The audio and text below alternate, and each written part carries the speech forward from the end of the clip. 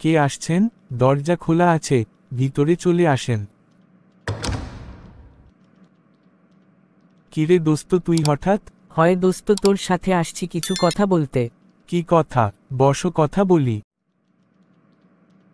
কিরে দোস্ত, কয়েকদিন পর নাকি শবে বরাত, এই বিষয়ে কি তুই কিছু জানিস? হয়, শুনেছি সবে বরাতে তুই যাই দোয়া করবি তাই হবে। তাহলে দোস্ত একটা কাজ করলে কেমন হয়? কি বল, না বললে কিভাবে বলবো, ভালো হবে নাকি খারাপ? আমার একটা প্ল্যান আছে, তুই কি সহমত হবি? তাহলে তোর প্ল্যানটা কি বল শুনি, আমার ভালো লাগলে আমি সহমত হব। তাহলে শুন, যেহেতু শবে বরাতে যায় দোয়া করা হয়, তাই কবুল হয়, তাই আমি ভাবছি শবে বরাতের রাতে আমি নামাজ পড়ে বড় একটা মাটির চাকা নিয়ে আল্লাহর কাছে দোয়া করব, আল্লাহ যেন উক্ত মাটির চাকাকে স্বর্ণরূপে রূপান্তরিত করে দেয়। তুই তো দারুণ প্ল্যান করেছিস। সবে বরাত আসলে আমাকেও বলবি, আমিও তোর সাথে সহমত, আমরা দুইজনেই দোয়া করব। ঠিক আছে, তাহলে এটাই থাকলো, শবে বরাতের রাতে দুইজন মিলেই দোয়া করব। যদি ভাগ্য খুলে যায় তাহলে আমি চলে যাব লন্ডনে, আর তুই তোর ইচ্ছে মতো গিয়ে সেটেল হয়ে যাবি।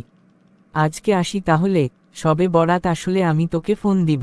ঠিক আছে, তাহলে ভালো থাকিস। কিরে দোস্ত, কোথায় যাচ্ছিস? বাজার থেকে আসছি, বাড়িতে যাচ্ছি। দোস্ত, আজকে তো শবে বরাত, তোর মনে আছে তো? হয়, মনে আছে। তাহলে মসজিদে চলে আসিস। ঠিক আছে দোস্ত, আমি রেডি হয়ে আসছি, তুইও রেডি হয়ে চলে আসিস। তাহলে আমাদের মসজিদে দেখা হচ্ছে। ঠিক আছে দোস্ত, চলে আসছিস?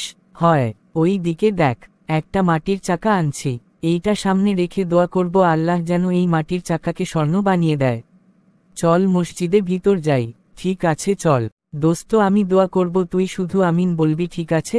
বুঝতে পারছিস তো, আমিন বললে আরো বেশি দোয়া কবুল হয়। ঠিক আছে, তুই যাই বলবি, আমি আমিন বলবো। দোয়া শুরু কর। হে আল্লাহ, তুমি আমাদের রব, তুমি ছাড়া কোনো উপাস্য নেই। তুমি আমাদেরকে সৃষ্টি করেছ এবং আমরা তোমার বান্দা। যা করেছি তার মন্দ থেকে তোমার কাছে আশ্রয় চাই। আমিন। আমরা আমাদের ওপর তোমার অনুগ্রহের স্বীকৃতি দিচ্ছি এবং আমরা আমাদের পাপের স্বীকৃতি দিচ্ছি। আমিন। অতএব আমাদেরকে ক্ষমা করো, নিশ্চয়ই তুমি ছাড়া আর কেউ পাপ ক্ষমা করতে পারে না। হে আল্লাহ, তুমি ক্ষমাশীল, তুমি ক্ষমা করতে ভালোবাসো, অতএব আমাদেরকে ক্ষমা করো। আমিন। তোমার রহমত দিয়ে আমাদেরকে দয়া করো, হে সর্বাধিক দয়াবান খোদা। তুমি এই মাটির চাকাকে স্বর্ণ বানিয়ে দাও। আমিন। আমরা আর কিছু চাই না। দোস্ত, তোর কথা মতো সারা রাত দোয়া করলাম, সম্ভবত এখন আজান দিয়ে দিবে। এখনো মাটির চাকা স্বর্ণ হয় নাই। এই রাতে তো জানতাম আল্লাহ দোয়া কবুল করে, এটা কি মিথ্যা নাকি আল্লাহ আমাদের দোয়া কবুল করবে না? এটা নিয়ে আমিও খুব হতাশ, মনে হয় আল্লাহ কখনো আমাদের দোয়া কবুল করবে না। জীবনে কখনো মনে হয় আমাদের দোয়া কবুল হবে না।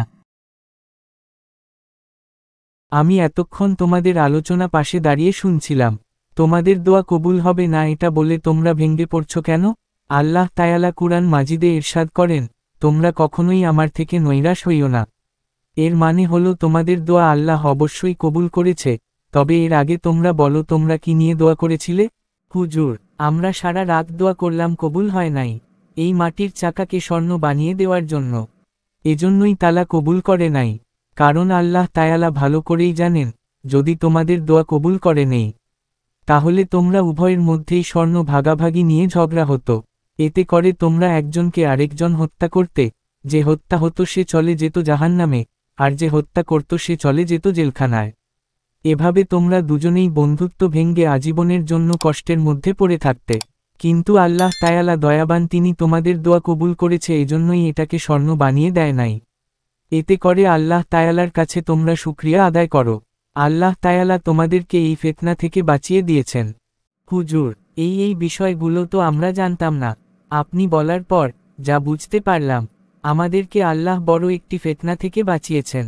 আলহামদুলিল্লাহ, আমাদের জন্য দোয়া করবেন হুজুর, আমরা যেন আল্লাহর সঠিক রাস্তায় চলতে পারি।